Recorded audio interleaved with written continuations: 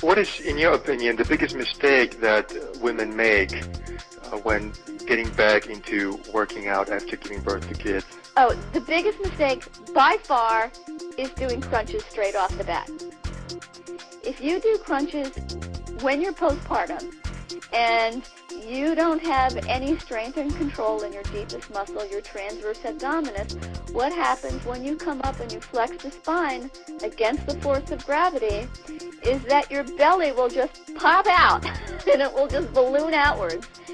And if you do this when you're postpartum, because your abdominal tissue is too long, you have what's called laxity, you're going to have this huge mound. It's going to be a mound about where you were about 6 months pregnant. In fitness, we know about muscle specificity theory. What you practice is what you get. So if you want to flatten your abdominal wall, what you need to start with are a lot of transverse abdominis isolations.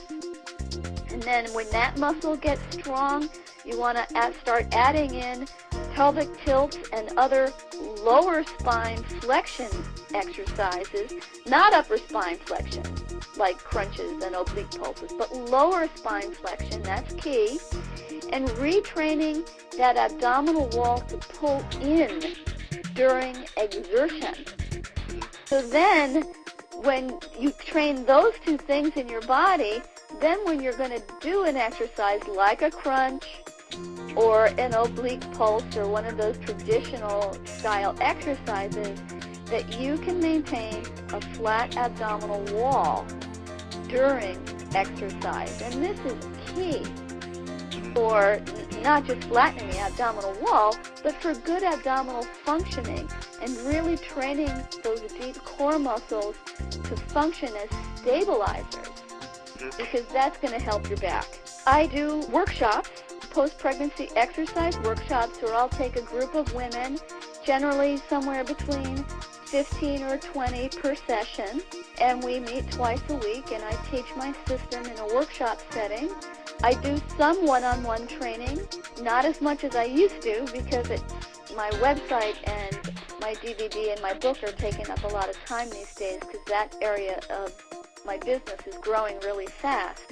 But I do some one-on-one private training. When I do, I tend to focus on specific problems, like abdominal separation, or a woman who has been exercising and maybe she's been doing a lot of exercising, but her abdominal wall is still very large and still very round. So working on really specific postpartum clients one-on-one, and then, of course, I sell my DVD and my book off of my website, and hundreds of women, or thousands really, will buy it and then do the program at home by themselves. Okay. Would you be able to give the listeners 1 or 2 free tips? First thing to realize when we're talking about functional exercise is that how you do it, quality, is much more important than quantity.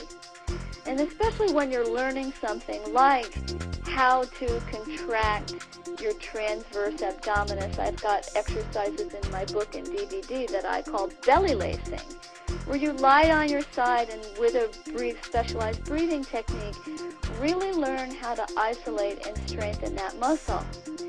Now, for some of us out there are plenty of people that have never been asked to isolate that muscle before. So in order to really find that and do that, you really need to use mental focus and really train your body on that level. And then once you get some kind of neuromuscular experience and technique under your belt, if you will, then that's the time where you can say, okay, I understand this, my body's doing this specialized technique well, now I can worry about repetitions. Because if you jump into repetitions, you're going to have low quality. And what's the point of that? Then you're just training your body to work incorrectly. There's no point in that. Log on to my website, which is www.befitmom.com, and that's spelled exactly how it sounds, DEFITMOM.com. And I have a contact point on my website, and anybody who